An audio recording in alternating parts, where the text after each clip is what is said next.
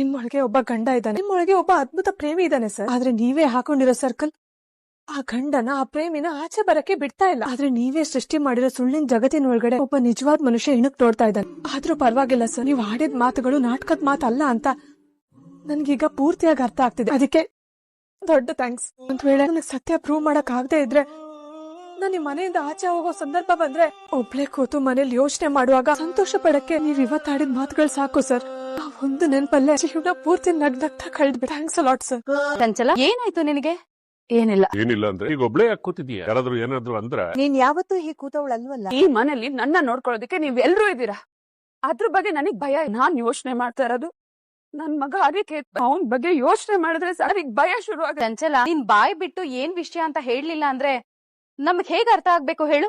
ಏನು ಇಲ್ಲ ಅತ್ಗೆ, ಎಲ್ಲ ನನ್ನ ಹಣೆ ಬರ ಅಷ್ಟೇ. ನೀನ್ ಹಣೆ ಬರಹ ಬದ್ಲಾಗಲ್ಲ ಅಂತ ನೀನ್ ನಂಬ್ಕೊಂಡಿದ್ರೆ ಈ ಕಣ್ಣೀರ್ ಯಾಕೆ? ಅಲ್ಲ, ಇಷ್ಟಕ್ಕೂ ಅನಿಕೇತ್ ಬಗ್ಗೆ ಯೋಚನೆ ಮಾಡಿ ಕಣ್ಣೀರ್ ಹಾಕೋದಕ್ಕೆ ಏನಿದೆ?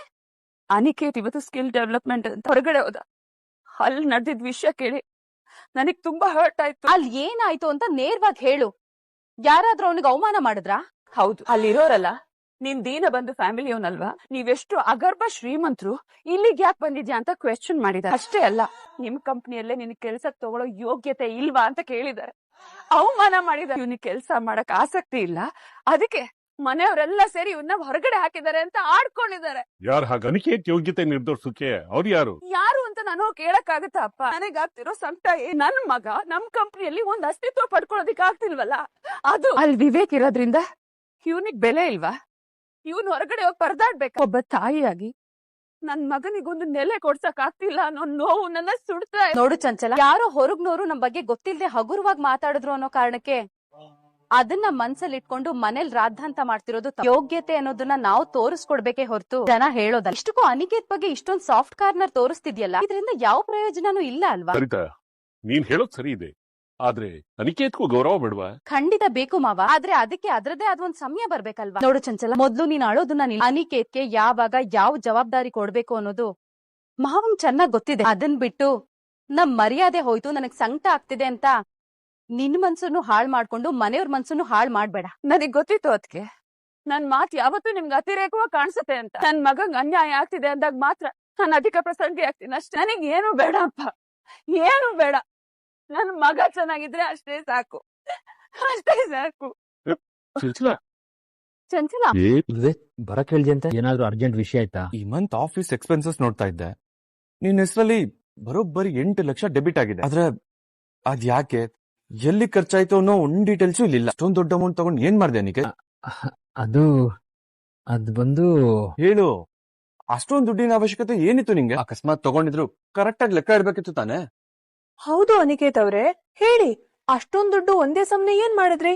ಯಾವ್ದಾದ್ರು ಕಷ್ಟದಲ್ಲಿರೋ ಹುಡುಗಿಗೆ ಸಹಾಯ ಮಾಡಿದ್ರಾ, ಅಥವಾ ಫ್ರೆಂಡ್ಸ್ ಅಂತ ಪಾರ್ಟಿ ಗೀಟಿ ಮಾಡಿದ್ರಾ? ಗೌರಿ ಅವ್ರೆ, ಇದು ನನ್ನ ವಿವೇಕ್ ಮಧ್ಯ ಇರೋ ವಿಷಯ, ನೀವು ಅನ್ನೆಸೆಸರಿ ತಲೆ ಹಾಕ್ಬೇಡಿ. ಅಯ್ಯೋ, ನಾನೇನ್ ತಲೆ ಹಾಕ್ದೆ?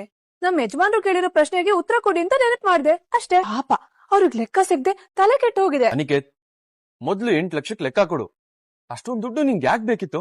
ಅಲ್ಲ ವಿವೇಕ್, ಇಷ್ಟಕ್ಕೆಲ್ಲ ಯಾಕೆ ಅಷ್ಟೊಂದು ಟೆನ್ಷನ್ ಮಾಡ್ಕೋತಿದ್ಯಾ? ಯಾವ್ದೋ ಕೆಲ್ಸಕ್ ಬೇಕಿತ್ತು, ತಗೊಂಡೆ. ಅದು ಸಣ್ಣ ಅಮೌಂಟ್ ಅನಿಕೆ. ದುಡ್ಡು ಖರ್ಚು ಮಾಡೋದು ತುಂಬಾ ಈಸಿ, ಆದ್ರೆ ಅದನ್ನ ಸಂಪಾದನೆ ಮಾಡೋದು ಎಷ್ಟು ಕಷ್ಟ ಅಂತ ನಿಂಗೆ ಗೊತ್ತಾ? ಸುಮ್ನೆ ಕೂತಿರೋದು ಎಷ್ಟು ಕೆಟ್ಟದ್ದೋ. ಅದಕ್ಕಿನ್ನ ಕೆಟ್ಟ ಕೆಲ್ಸ ಅಂದ್ರೆ ಈ ರೀತಿ ಸುಮ್ನೆ ದುಡ್ಡು ಖರ್ಚು ಮಾಡೋದು. ಅದೊಂಥರ ಸ್ಲೋ ಪಾಯ್ಸನ್, ಚಟ ಇದ್ದಾಗೆ. 8 ಲಕ್ಷ ಖರ್ಚು ಮಾಡಕ್ಕೆ 1 ಸೆಕೆಂಡ್ ಸಾಕು, ಆದ್ರೆ ಅದೇ ದುಡ್ಡನ್ನ ಸಂಪಾದನೆ ಮಾಡಕ್ಕೆ ಬರೀ ಮನ್ಸ್ ಮಾಡಿದ್ರೆ ಸಾಲದು, ರಕ್ತ ಸುರಿಸಿ ಹಾರ್ಡ್ ವರ್ಕ್ ಮಾಡ್ಬೇಕು. ಅಂದ್ರೆ ನಿನ್ ಮಾತಿನ ಅರ್ಥ ಏನು? ನಾನ್ ಬೇಕಾಬಿಟ್ಟು ದುಡ್ಡು ಖರ್ಚು ಮಾಡ್ತಾ ಇದೀನಿ ಅಂತನಾ? ನೀನ್ ಖರ್ಚು ಮಾಡ್ತಾ ಇರೋದನ್ನ ಕೇಳ್ತಾ ಇಲ್ಲ, ಖರ್ಚು ಮಾಡ್ತಾ ಇರೋದಕ್ಕೆ ವಿವರಣೆ ಕೇಳ್ತಾ ಇದೀನಿ. ಇಷ್ಟು ದಿನ ಏನು ಕೇಳ್ದೆ ಇರೋನು ಇವತ್ತು ಅವ್ರಿ ಮಾತು ಕೇಳ್ಕೊಂಡು ನನ್ನನ್ನೇ ಇನ್ವೆಸ್ಟಿಗೇಷನ್ ಮಾಡ್ತಾ ಇದ್ಯಾ? ಏಯ್, ನಾನು ನಿನ್ನ ವಿಚಾರಣೆ ಮಾಡ್ತಾ ಇಲ್ಲ, ವಿವರಣೆ ಕೇಳ್ತಾ ಇದೀನಿ. ಎರಡಕ್ಕೂ ವ್ಯತ್ಯಾಸ ಇದೆ. ನಾನು ನಿನ್ನ ನಿಮ್ಮ ಅಣ್ಣನ ಕೇಳ್ತಾ ಇಲ್ಲ, ನಮ್ ಕಂಪ್ನಿ MD ಆಗಿ ಕೇಳ್ತಾ ಇದೀನಿ. ಯಾಕಂದ್ರೆ ಆ ದುಡ್ಡಲ್ಲಿ ನಮ್ ಕಂಪ್ನಿ ಎಂಪ್ಲಾಯೀಸ್ ಬೇವ್ರಿದೆ, ಪರಿಶ್ರಮ ಇದೆ. ಅದನ್ನ ಈ ತರ ಹಾಳ್ ಮಾಡಿದ್ರೆ ನನಗಷ್ಟೇ ಅಲ್ಲ, ತಾತಂಗೂ ಇಷ್ಟ ಆಗಲ್ಲ. ನಾನೇನ್ ಸುಮ್ನೆ ಖರ್ಚು ಮಾಡಿಲ್ಲ. ಹಾಗಾದ್ರೆ ಅದ್ರ ಅವಶ್ಯಕತೆ ಏನು ಅಂತ ಹೇಳಿದ್ರೆ ಮುಗಿತಲ್ಲಪ್ಪ. ಸತ್ಯ ಹೇಳಕ್ಕೆ ಯಾಕೆ ಇಷ್ಟೊಂದು ಒತ್ತಾಡ್ತಾ ಇದೀರಾ? ನಾನು ಅವಾಗ್ಲೇ ಹೇಳಿದಿನಲ್ವಾ, ಇದು ನಮ್ಮಿಬ್ಬರ ವಿಷಯ. ನಿಮ್ ಕೆಲ್ಸ ಎಷ್ಟಿದೆ ಅಷ್ಟು ನೋಡ್ಕೊಳ್ಳಿ. ಮೊದ್ಲು ನನ್ ಪ್ರಶ್ನೆಗೆ ಡೈರೆಕ್ಟ್ ಆಗಿ ಉತ್ತರ ಕೊಡು. ಆ 8 ಲಕ್ಷ ಎಲ್ಲಿಗೋಯ್ತು, ಏನಾಯ್ತು ಅಂತ ಕರೆಕ್ಟ್ ಆಗಿ ಆನ್ಸರ್ ಬೇಕು.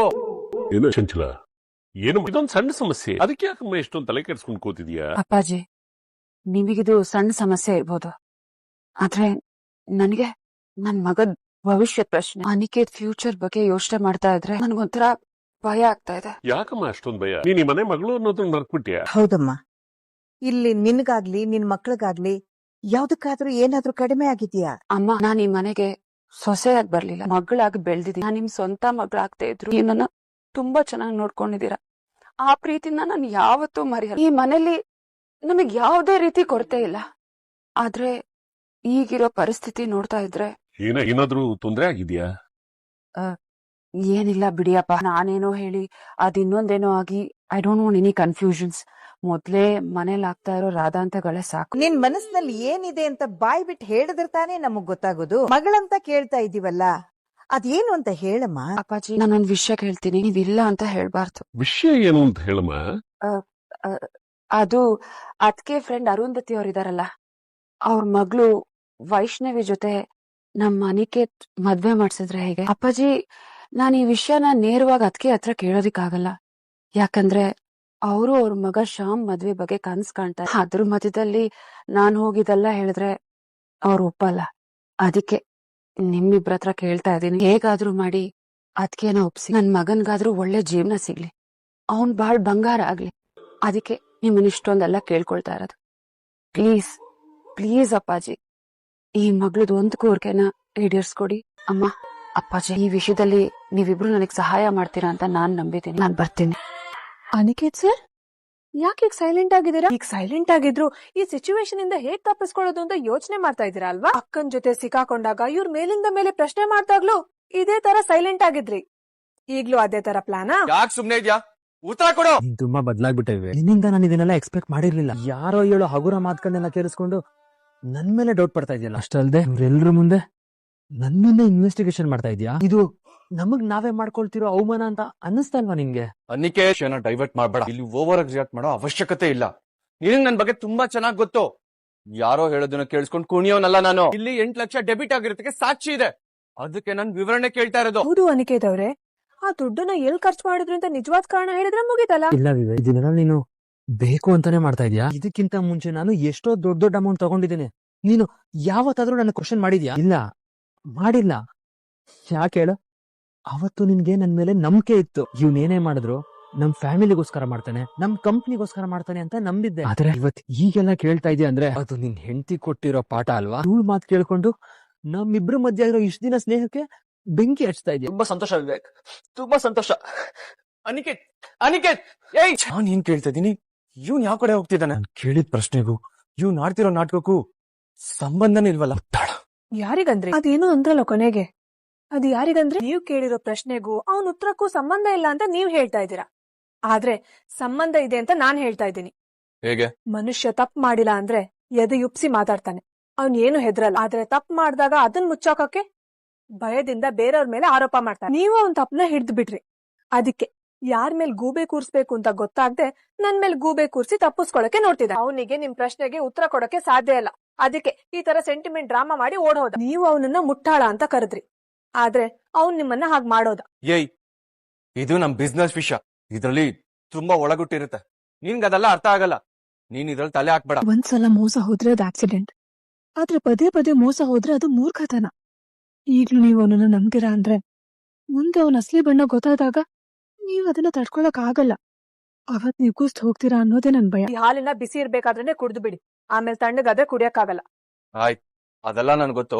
ಇಲ್ಲಿಷ್ಟು ಹೋಗು. ಆಮೇಲೆ ಯಾರಾದ್ರೂ ಬಂದು ಇದು ಹಾಲಿನ ಲೋಟ ಅಲ್ಲ ಸ್ವಿಮ್ಮಿಂಗ್ ಪೂಲು ಅಂದ್ರೆ ದುಮ್ಕಿ ಫೂಲ್ ಆಗ್ಬೇಡಿ, ನನಗ್ ಫೀಲ್ ಆಗುತ್ತೆ.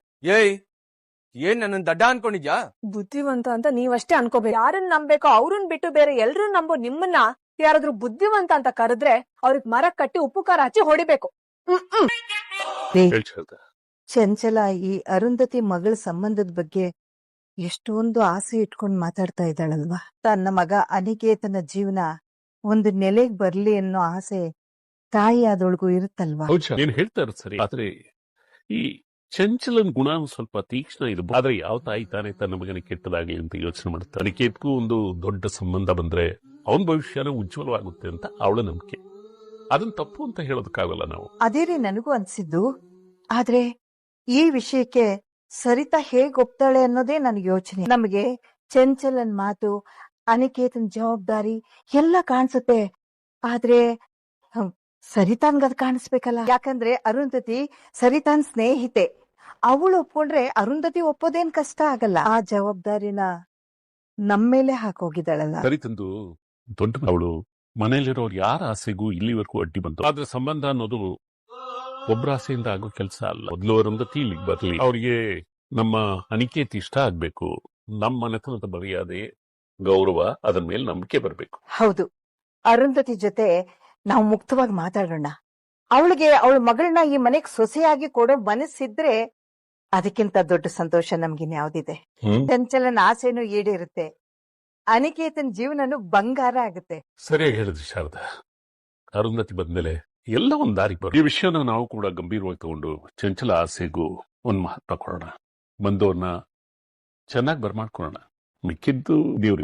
ರೀ ನೋಡು ಪುಣ್ಯವತಿ, ಇವತ್ತು ಯಾವ ವಿಷಯನೂ ಬೇಡ. ನಾನು ಇವತ್ತು ಫುಲ್ಲು ಡಿಟರ್ಮಿನೇಷನ್ ಅಲ್ಲಿ ಇದ್ದೀನಿ. ಆ ಗೊರ್ಕಿ ಅನ್ನೋ ಭೂತ ನನ್ನ ಹತ್ರ ಸುಳಿಬಾರ್ದು ಅಂತ ಸಂಜೆಯಿಂದ ಧ್ಯಾನ, ಯೋಗ, ಪ್ರಾಣಾಯಾಮ ಎಲ್ಲ ಪ್ರಾಕ್ಟೀಸ್ ಮಾಡಿದೀನಿ. ಇವತ್ತು ನಿನ್ ಡ್ಯೂಟಿ ಏನಪ್ಪಾ ಅಂದ್ರೆ ನಾನ್ ಗೊರ್ಕೆ ಹೊಡಿತೀನೋ ಇಲ್ವೋ ಅಂತ 10 ದಿನ ಕಣ್ಣಿಟ್ಟು ನಾಳೆ ಬೆಳಗ್ಗೆ ರಿಪೋರ್ಟ್ ಕೊಡೋದು ಅಷ್ಟೇ. ಏಯ್, ನಾನೇನಾದ್ರು ಗೊರ್ಕೆ ಹೊಡೆದ್ನ? ಸೌಂಡ್ ಏನಾದ್ರು ಬಂತ? ಅಯ್ಯೋ ಸ್ವಾಮಿ, ನೀವೇನು ನಿದ್ದೆ ಮಾಡಿಲ್ಲ, ಅದಕ್ಕೆ ನನ್ನ ಚುಚ್ಚೆಪ್ಸಿ ಕೇಳ್ತಾ ಇದ್ದೀರಾ? ಮೊದ್ಲು ಮಲ್ಗಿ, ಗೊರ್ಕೆ ಬಗ್ಗೆ ಆಮೇಲೆ ಯೋಚನೆ ಮಾಡೋಣ. ಮಲ್ಗಿ ಮೊದ್ಲು. ಅಯ್ಯೋ ದೇವ್ರೆ, ಈಗ ಏನಾಯ್ತು? ನಿದ್ದೆ ಮಾಡೋದ್ ಬಿಡ್ತೀರಾ ಇಲ್ವೋ? ಈಗೇನಾದ್ರು ನನ್ ಗೊರ್ಕೆ ಸೌಂಡ್ ಕೇಳಿಸ್ತಾ? ಅಟ್ಲೀಸ್ಟ್ ಒಂದು ಸಣ್ಣ ಗರ್ರನ್ನ ಸೌಂಡ್ ಆದ್ರೂ ಕೇಳಿಸ್ತಾ? ಹೌದು ಸ್ವಾಮಿ, ಕೇಳಿಸ್ತು. ನೀವೀಗ ಕಣ್ಣು ಮುಚ್ಕೊಂಡ್ ಮಲ್ಗಿ. ನಾನ್ ಬೇಕಾದ್ರೆ ರಾತ್ರಿ ಎಲ್ಲಾ ಎಚ್ಚರವಾಗಿದ್ದು ಸೆಕ್ಯೂರಿಟಿ ತರ ನೋಡ್ಕೋತೀನಿ. ಗೊರ್ಕೆ ಶುರುವಾಗಿದ ತಕ್ಷಣ ಅಲಾರ್ಮ್ ತರ ಎಬ್ಬಿಸ್ತೀನಿ, ಸರಿನಾ? ಈಗ್ಲಾದ್ರೂ ನಿದ್ದೆ ಮಾಡಿ. ಏಯ್, ಸುಮ್ನೆ ತಮಾಷೆ ಮಾಡಬೇಡ. ನಾಳೆ ಬೆಳಗ್ಗೆ ನೀನೇ ಬಂದು ನೀವು ಗೊರ್ಕೆ ಹೊಡಿಯೋದನ್ನೇ ಬಿಟ್ಬಿಟ್ಟಿದ್ದೀರಾ ಅಂತ ಹೇಳ್ತೀಯ ನೋಡು. ಇದು ನನ್ ಸೆಲ್ಫ್ ಕಂಟ್ರೋಲ್ ಅಂದ್ರೆ. ಗುಡ್ ನೈಟ್, ಮಲ್ಗು ಈಗ. Good night. ಏನ್ ಒಳ್ಳೆ ದೆವ್ವ ತರ ನೋಡ್ತಾ ಇದ್ಯಾ? ನೀನ್ ನೋಟ ಒಳ್ಳೆ ಚಾಕು ತಂಗ್ ಚುಚ್ಚದಂಗಿದೆ. ಕಣ್ಮುಚ್ಕೊಂಡ್ ಮಲ್ಕೋ. ಭಗವಂತ, ಇದೇನಿದು ನನಗ್ ಬಂದಿರೋ ಪರೀಕ್ಷೆ? ಏನಿದು ಶಿಕ್ಷೆ? ಇವ್ರಿಗೆ ಯಾಕಪ್ಪ ನನ್ ಮೇಲ್ ಕಣ್ಣು? ಇವ್ರು ಮಲ್ಗಲ್ಲ, ನನ್ನನ್ನು ಮಲ್ಗದಿಕ್ ಬಿಡಲ್ಲ. ಯಾಕಪ್ಪ ಈ ಶಿಕ್ಷೆ? ಏಯ್, ಮಲ್ಗು ಸುಮ್ನೆ. ಅಯ್ಯೋ ದೇವ್ರೆ, ಗಂಡ ಪ್ರೀತಿಯಿಂದ ನಿದ್ದೆ ಮಾಡಕ್ ಬಿಟ್ಟಿಲ್ಲ ಅಂದ್ರೆ ಅದು ಒಂಥರ ಖುಷಿ. ಆದ್ರೆ ಈ ಮನುಷ್ಯನ್ ಗೊರ್ಕೆ ಭೀತಿಯಿಂದ ನಿದ್ದೆ ಮಾಡಕ್ ಬಿಟ್ಟಿಲ್ಲ ಅಂದ್ರೆ ಏನ್ ಹಣೆ ಬರಪ್ಪ, ಕರ್ಮ. ಡಿಫೆಕ್ಟ್ ಸರ್, ಎಲ್ಲಿದ್ದೀರಾ? ಇಲ್ಲೇ ಇದ್ದೀನಿ. ಇದೇನಿದು ವಿಚಿತ್ರ? ನಿಮ್ ತಲೆ ಇರೋ ಜಾಗದಲ್ಲಿ 2 ಕಾಲ್ ಮಾಡೋದಿದೆಯಲ್ಲ? ನೆಲದ ಮೇಲೆ ನೋಡು. ಅಯ್ಯೋ ದೇವ್ರೆ! ನಮ್ ಮನ್ಸಲ್ಲಿರೋ ಡಿಫೆಕ್ಟ್ ಗಳಿಗೆ ಹೊರಗಡೆ ಎಲ್ಲೂ ಮೆಡಿಸಿನ್ ಸಿಗಲ್ಲ, ಅದು ಮನ್ಸಲ್ಲೇ ಇರುತ್ತೆ. ಹುಡುಕ್ಬೇಕು ಅಷ್ಟೇ. ಮುಂದಕ್ಕೆ ಹುಡುಕ್ತಾ ಇದ್ದೀರಾ? ಇನ್ನು